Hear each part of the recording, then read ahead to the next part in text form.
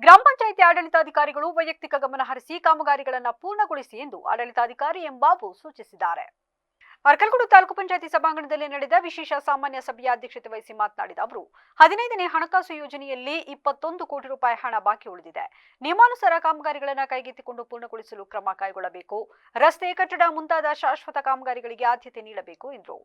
March 10ರೊಳಗೆ ಉಳಿಕೆ ಕಾಮಗಾರಿಗಳನ್ನು 100% ಪೂರ್ಣಗೊಳಿಸಬೇಕು. ಮಾರ್ಚ್ 20ಕ್ಕೆ ಖಜಾನೆ ಲಾಕ್ ಆಗಲಿದೆ. ಗ್ರಾಮ ಪಂಚಾಯಿತಿ ವ್ಯಾಪ್ತಿಯಲ್ಲಿ ಬಹಳಷ್ಟು 3 ರಿಂದ 5 ಲಕ್ಷ ರೂಪಾಯಿ ಮೊತ್ತದ ಕಾಮಗಾರಿಗಳಿದ್ದು ಇವುಗಳನ್ನು 1 ವಾರದಲ್ಲಿ ಪೂರ್ಣಗೊಳಿಸುವಂತೆ ತಾಕೀತು ಮಾಡಿದರು. ಬರುವ ಬೇಸಿಗೆ ದಿನಗಳಲ್ಲಿ ಬಿಸಿಲಿನ ಬೇಗೆ ತೀವ್ರ ಮಟ್ಟದಲ್ಲಿ ಹೆಚ್ಚಳವಾಗಲಿದೆ ಎಂದು ತಜ್ಞರ ವರದಿಗಳು ಮಾಧ್ಯಮದಲ್ಲಿ ಪ್ರಕಟವಾಗಿದೆ. ಜನರ ಆರೋಗ್ಯದ ಮೇಲೆ ಬೀರುವ ಪರಿಣಾಮಗಳ ಕುರಿತು ಆರೋಗ್ಯ ಇಲಾಖೆ ಜನರಲ್ಲಿ ಅರಿವು ಮೂಡಿಸಬೇಕು. ಜಾತ್ರೆ ಹಬ್ಬಗಳಲ್ಲಿ ಹೆಚ್ಚಿನ ಜನಸಂದಣಿ ಸೇರುತ್ತಿದ್ದು ಕುಡಿಯುವ ನೀರಿನ ಬಗ್ಗೆ ಹೆಚ್ಚಿನ ಜಾಗೃತಿ ವಹಿಸಬೇಕು. ನೀರಿನ ಶುದ್ಧತೆ ಕುರಿತು ಕಡ್ಡಾಯವಾಗಿ ಪರೀಕ್ಷೆ ನಡೆಸುವಂತೆ ಆರೋಗ್ಯ ಇಲಾಖೆ ಅಧಿಕಾರಿಗಳಿಗೆ ಸೂಚಿಸಿದರು. ಶಾಲೆ, ವಸತಿ ಶಾಲೆ, ಹಾಸ್ಟೆಲ್ಗಳಲ್ಲಿ ಆಹಾರ ಮತ್ತು ನೀರಿನ ಶುದ್ಧತೆ ಕುರಿತು ಹೆಚ್ಚಿನ ನಿಗಾ ವಹಿಸಬೇಕು. ಪರೀಕ್ಷಾ ಸಮಯವಾಗಿದ್ದು ವಿದ್ಯಾರ್ಥಿಗಳ ಓದಿಗೆ ಅನುಕೂಲವಾಗುವಂತೆ ಹಾಸ್ಟೆಲ್ಗಳಲ್ಲಿ ಪಾಠ ಪ್ರವಚನಗಳನ್ನು ನಿಗದಿತವಾಗಿ ನಡೆಯುವಂತೆ ನೋಡಿಕೊಳ್ಳಬೇಕು ಎಂದು ತಿಳಿಸಿದರು. ನೋಡಿ, 15ನೇ ಹಣಕಾಸು ನೀವು ಖರ್ಚು ಮಾಡಿದ್ರೆ 16ನೇ ಹಣಕಾಸು ಬರುತ್ತೆ. ಇಲ್ಲ ಖರ್ಚು ಮಾಡಿಲ್ಲ ಅಂದರೆ 15ನೇ ಹಣಕಾಸು ಬರೋದಿಲ್ಲ. ಆಯಿತಾ? ಶೂನ್ಯಗೊಳಿಸಬೇಕು.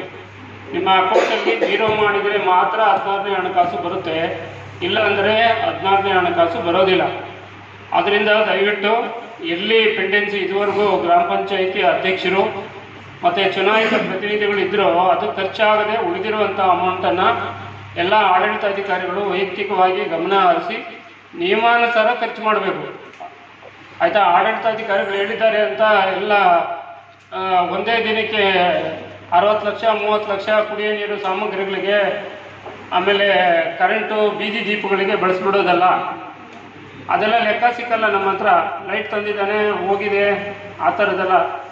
ಒಂದು ಪರ್ಮನೆಂಟ್ ಅಸೆಟ್ ನಿರ್ಮಾಣ ಆಗಬೇಕು.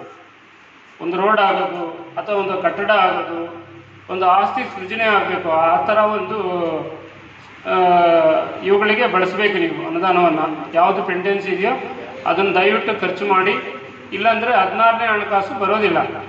0 ಮಾಡಬೇಕು ಅಕೌಂಟ್ನಲ್ಲಿ. ಎಲ್ಲ PDOs ನೀವು ಕರೆಸ್ಕೊಂಡು ಎಲ್ಲೆಲ್ಲಿ ಬಾಕಿ ಇದೆಯೋ ಅಲ್ಲಿ ವೈಯಕ್ತಿಕ ಗಮನ ಹರಿಸಿ ಖರ್ಚು ಮಾಡಬೇಕು. ನೆಕ್ಸ್ಟ್ ಇನ್ಯಾವ ಇಲಾಖೆ? ತಾಲೂಕು ಪಂಚಾಯಿತಿ ಇಒ ಶ್ರೀನಿವಾಸ್ ಹಾಗೂ ವಿವಿಧ ಇಲಾಖೆಗಳ ತಾಲೂಕು ಮಟ್ಟದ ಅಧಿಕಾರಿಗಳು ಸಭೆಯಲ್ಲಿ ಹಾಜರಿದ್ದರು.